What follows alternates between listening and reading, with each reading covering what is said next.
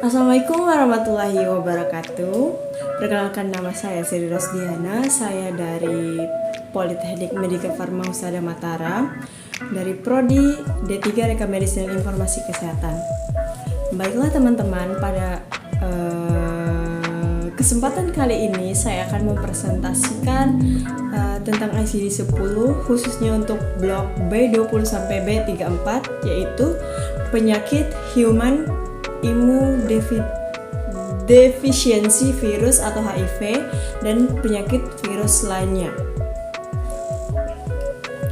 Di sini pertama saya akan membahas blok B20 sampai B24, yaitu penyakit human immunodeficiency atau HIV. Pada blok B20 sampai B24 yang pertama, B20 yang berisi penyakit HIV yang menyebabkan penyakit infeksi dan parasit, B21 yaitu penyakit HIV yang menyebabkan neoplasma ganas, B22 yang berisi penyakit HIV yang menyebabkan penyakit lain yang dijelaskan, B23 yaitu penyakit HIV yang menyebabkan kondisi lain, dan B24 yang berisi penyakit HIV yang tidak dijelaskan. Baiklah, kita akan memasuki pada B20 yang dimana isinya penyakit HIV yang menyebabkan penyakit infeksi dan parasit. Saya mengambil contoh di bagian B20.0 yaitu penyakit HIV yang menyebabkan infeksi Mycobacteria. Mycobacterium tuberculosis atau MTB adalah spesies bakteri patogen dalam penyakit ini ditularkan melalui udara, termasuk penyakit menular paling mematikan di seluruh dunia dan mempengaruhi hampir 2 miliar orang di dunia saat ini. M. tuberculosis dapat menyerang pada wanita, anak-anak, individu yang terinfeksi virus seperti HIV. Bakteri ini mudah mentransmisikan lewat batuk atau hanya berbicara dengan penderita. Yang kedua, saya ambil contoh yaitu B22 yang berisi penyakit HIV yang menyebabkan penyakit cytomegalovirus. Apa sih cytomegalovirus? Cytomegalovirus atau CMV adalah kelompok virus herpes yang dapat menginfeksi dan bertahan di tubuh manusia untuk waktu yang lama. CMV menyerang organ dengan sistem kekebalan yang lemah, misalnya penderita diabetes mellitus tipe 2 atau HIV. Yang kedua, kita masuk kepada B21 yaitu penyakit HIV yang menyebabkan neoplasma ganas. Selanjutnya kita akan memasuki pada bagian blok B21 yaitu penyakit HIV yang menyebabkan neoplasma ganas. Di sini saya mengambil contoh di B21.0 yang berisi penyakit yang menyebabkan sarkoma Kaposi. Apa sih sarkoma Kaposi? Sarkoma Kaposi atau KS adalah kanker yang berasal dari sel-sel endotel, yaitu sel-sel yang melapisi pembuluh limfa atau pembuluh darah. Sarkoma Kaposi disebabkan oleh infeksi virus yang disebut herpes virus. Terkait sarkoma Kaposi, virus ini dapat ditularkan melalui hubungan intim atau dapat terjadi dari ibu ke anak atau dari ibu ke bayi melalui plasenta. Karena virus ini dapat ditemukan di darah, air liur, limfa, cairan vagina, dan cairan semen.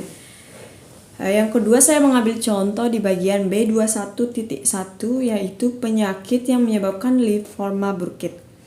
Di sini limfoma Burkitt adalah jenis limfoma non-Hodgkin yang tumbuh cepat dan agresif. Kondisi ini biasanya terkait dengan gangguan sistem kekebalan tubuh. Sel kanker pada limfoma Burkitt biasanya menyebar ke semua bagian tubuh, termasuk otak dan sumsum tulang belakang. Belum diketahui pasti apa sih penyebab dari Burkitt limfoma. Namun, infeksi virus ini dapat dikaitkan dengan HIV. Selanjutnya kita masuk ke blok B22 yang berisikan penyakit HIV yang menyebabkan penyakit lain yang dijelaskan. Di sini saya mengambil contoh di bagian B22.0 yaitu penyakit HIV yang menyebabkan Ensefalopati. Ensefalopati adalah istilah untuk kelompok penyakit yang menyerang struktur atau fungsi otak sehingga mengganggu kesadaran penderitanya. Kondisi ini harus segera ditangani agar gejalanya tidak makin memburuk. Ensefalopati dapat disebabkan oleh kelainan genetik, penyakit, atau kondisi medis yang terjadi akibat pertambahan usia. Kondisi ini biasanya berlangsung sementara atau permanen. Yang kedua, saya mengambil contoh di bagian B22.2 yang berisi penyakit HIV yang menyebabkan wasting syndrome. Wasting syndrome adalah kehilangan berat badan lebih dari 10% pada ODA secara tidak sengaja, ditambah diare atau rasa lemah dan demam hingga lebih dari 30 hari. Faktor penyebab wasting syndrome yaitu yang pertama, nafsu makan yang rendah akibat efek samping dari obat HIV seperti mual, perubahan pada indera perasa, kesemutan di sekitar mulut, infeksi pada mulut atau tenggorokan. Yang kedua, perubahan metabolisme dapat mengubah cara tubuh menggunakan, menyimpan, dan mengeluarkan nutrisi. Selanjutnya, kita masuk kepada B23 yang berisikan penyakit HIV yang menyebabkan kondisi lain. Kondisi lain ini saya mengambil contoh B23.0 yaitu sindroma infeksi HIV akut. Sindroma HIV akut adalah istilah untuk tahap awal infeksi HIV. Gejalanya meliputi demam, lemas, nafsu makan turun, sakit tenggorokan atau nyeri saat menelan, batuk, nyeri persendian, diare, pembengkakan kelenjar getah bening, bercak kemerahan pada kulit atau makula. Keadaan umum penyakit ini yaitu kehilangan berat badan lebih dari 10%. Yang kedua, demam terus-menerus yaitu temperatur oral lebih dari 37,5 Celcius yang tidak lebih dari sebulan.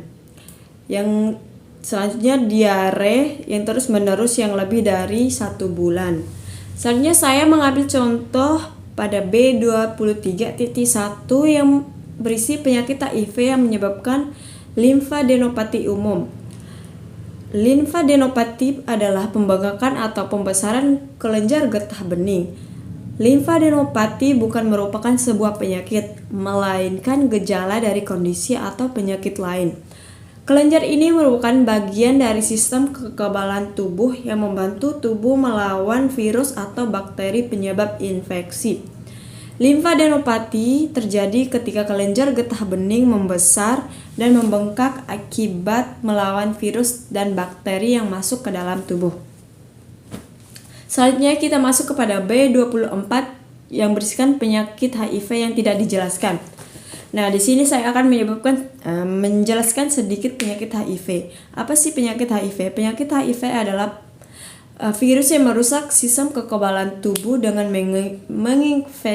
menginfeksi dan menghancurkan sel CD4.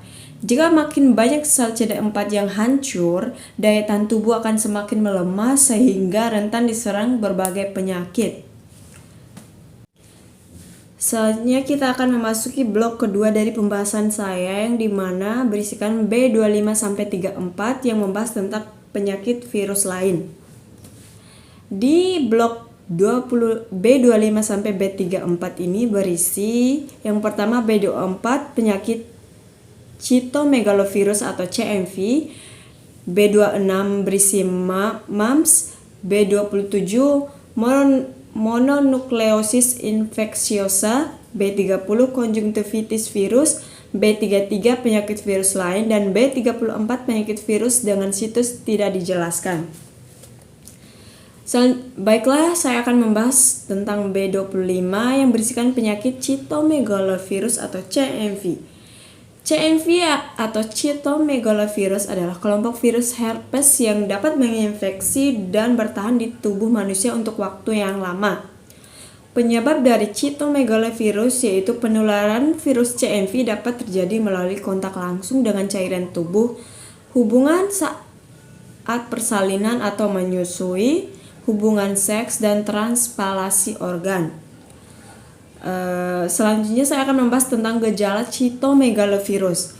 Yang pertama yaitu demam, yang kedua nyeri otot, yang ketiga kelelahan, yang keempat ruam kulit, yang kelima sakit tenggorokan, yang keenam pembengkakan kelenjar getah bening, yang ketujuh nafsu makan menurun, yang ke-8 sakit kepala. Selanjutnya saya akan membahas tentang B26 yang berisikan MUMS. MUMS atau gondokan adalah peradangan kelenjar ludah di bagian samping wajah atau parotis akibat infeksi virus. Kondisi ini ditandai dengan pembengkakan pada sisi wajah di bawah telinga. Gondongan dapat menular dan umumnya diderita oleh anak-anak berusia 5-9 tahun. Penyebab gondongan disebabkan oleh infeksi virus dengan golongan paramyxovirus. Virus ini bisa masuk ke dalam tubuh manusia kemudian akan menetap, berkembang biak dan menyebabkan peradangan pembengkakan pada kelenjar parotis. Gejalanya yang pertama yaitu pipi bengkak, yang kedua nyeri saat mengunyah atau menelan makanan, yang ketiga demam hingga 39 derajat Celcius, yang keempat mulut kering, yang kelima hilangnya nafsu makan, yang keenam yaitu mudah lelah, dan yang terakhir nyeri perut. Selanjutnya saya akan membahas B27 yaitu mononukleosis infecciosa. Apa sih mononukleosis infecciosa? Adalah demam kelenjar yang dapat dialami oleh siapa saja, tetapi penyakit ini lebih sering menyerang remaja. Mononukleosis bukan termasuk penyakit serius, namun jika dibiarkan gejalanya bisa memburuk dan menghambat aktivitas sehari-hari. Penyebabnya yaitu virus Epstein-Barr atau EBV. Penyebaran virus ini dapat terjadi melalui kontak langsung dengan air liur dari organ yang terinfeksi. Virus ini juga dapat menular melalui cairan tubuh lain. Gejalanya yang pertama yaitu demam, yang kedua radang tenggorokan, dan yang ketiga pembengkakan kelenjar getah bening di leher, bawah ketiak, dan selangkangan. Selanjutnya saya akan membahas B30 yang berisikan konjungtivitis virus. Apa sih konjungtivitis virus? Konjungtivitis virus adalah jenis konjungtivitis yang sangat menular yang disebabkan oleh virus seperti adenovirus atau virus herpes simplex atau HSV. Kondisi ini terjadi ketika infeksi virus menyebabkan peradangan pada konjungtivita, selaput yang melapisi bagian putih mata. Penyebabnya yang pertama demam farokonjungtivita, yaitu jenis ini umumnya ditemukan pada anak-anak dan dewasa muda. Gejalanya mirip dengan gejala flu biasa seperti sakit tenggorokan atau sakit kepala. Adapun gejalanya yang pertama keluarnya cairan dari mata yang mungkin disertai dengan sedikit lendir, yang kedua nyeri ringan, mata tidak nyaman dan sensasi terbakar, yang ketiga sensitif cahaya, yang keempat kerak yang terdapat di sekitar kelopak mata saat bangun tidur, dan yang kelima kelopak mata bengkak. Selanjutnya saya akan membahas B33 yaitu penyakit virus lain. Di sini saya akan mengambil contoh di bagian B33.1 yaitu penyakit Ross River. Penyakit Ross River adalah kuman yang menimpa terutama organ orang pedalaman. Virus ini tersebar oleh nyamuk betina tertentu. Nyamuk betina ini minum darah manusia dan hewan. Jika minumnya dari hewan yang terkena nyamuk itu mungkin ketularan. Virus ini lalu berkembang biak dalam tubuh nyamuk dan disampaikan kepada hewan lain atau manusia jika nyamuknya menggigit orang lagi. Gejalanya yang pertama itu banyak dari orang yang terkena virus ini tidak akan menunjukkan gejala apa-apa. Yang kedua, ada yang mendapat gejala mirip selesma termasuk demam, gerah, sakit kepala, beserta sakit ngilu pada otot atau sendi. Selanjutnya ada pula sendi yang membengkak dan kekakuan sendi bisa terasa sekali di pagi hari. Kadang-kadang timbul gelagata di tubuh, lengan atau kaki yang biasanya menghilang setelah 7-10 hari. Selanjutnya yang terakhir yaitu B34 yang berisikan penyakit virus dengan situs yang tidak dijelaskan. Di sini saya akan mengambil contoh B34.0 yang berisikan infeksi adenovirus yang tidak dijelaskan. Adenovirus adalah kelompok virus yang menyebabkan infeksi pada saluran pernapasan, mata, paru-paru, dan saluran pencernaan. Terdapat sekitar lebih dari 100 jenis adenovirus. Dari jumlah tersebut, sekitar 49 jenis dapat menginfeksi manusia. Beberapa penyakit infeksi yang terjadi akibat adenovirus yaitu batuk pilek, konjungtivitis, bronkitis, pneumonia, gastroenteritis, infeksi saluran kemih atau ISK, dan meningitis. Yang kedua, saya mengambil contoh B34.2 yang berisikan infeksi coronavirus. Virus corona atau Severe Acute Respiratory Syndrome Coronavirus 2 atau SARS-CoV-2 adalah virus yang menyerang sistem pernapasan. Virus corona ini bisa menyebabkan gangguan ringan pada sistem pernapasan, infeksi paru-paru yang berat, hingga kematian. Infeksi coronavirus disebabkan oleh virus corona itu sendiri. Kebanyakan virus corona menyebar seperti virus lain pada umumnya melalui percikan air liur pengidap, batuk atau bersin, menyentuh tangan atau wajah yang terinfeksi, menyentuh mata, hidung, atau mulut setelah memegang barang yang terkena air liur pengidap virus corona, dan tinja atau feses. Sekian presentasi dari saya, lebih dan kurangnya saya mohon maaf. Wabillahi taufiq wa hidayah. Wassalamualaikum warahmatullahi wabarakatuh.